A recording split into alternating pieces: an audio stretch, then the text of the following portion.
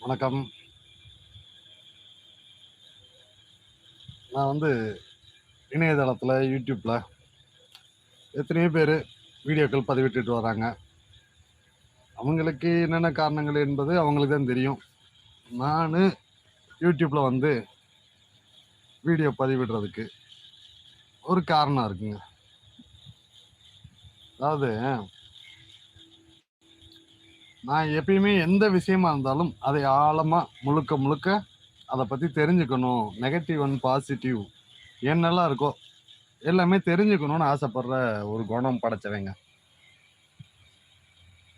எங்க கிராமம். ஒரு சின்ன கிராமங்க எங்க ஊரு.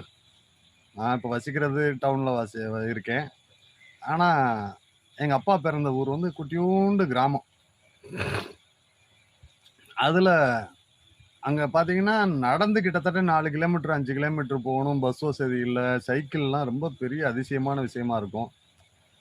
அப்படி போம்போது, இப்படி ஒரு ஊர்ல எங்க அப்பா, எங்க சொந்தக்காரவங்க எல்லாருமே ஏதோ ஒரு துறையில கவர்மெண்ட்ல வேலைக்கு எல்லாம் டவுனுக்குள்ள செட்டில் ஆயிட்டாங்க.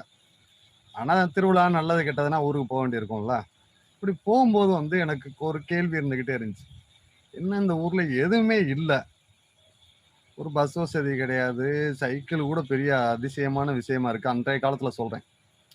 இவங்க இங்கருந்து எப்புட்றா வெளில வந்தாங்க? இப்படி எல்லாருமே கவர்மெண்ட்ல ஒரு போஸ்டிங் எல்லா துறையிலும் ஒவ்வொரு பதவியில இருக்காங்க. அப்பா கூட பிறந்தவங்க இப்படி எல்லாருமே இருக்காங்களே! அப்படின்னு சொல்லி யோசிக்கும்போது தான் எனக்கு ஒரு விஷயம் தெரிய வந்துச்சு.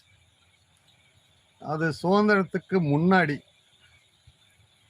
இடஒதுக்கீடு அப்படின்னு ஒண்ணு இருந்திருக்கு. சுதந்திரம் ஆனோனமே, இந்தியா சுதந்திரம் பெற்றோனமே 1 வருஷத்துக்குள்ள சுப்ரீம் கோர்ட்ல போயி அத நிறுத்திட்டாங்க.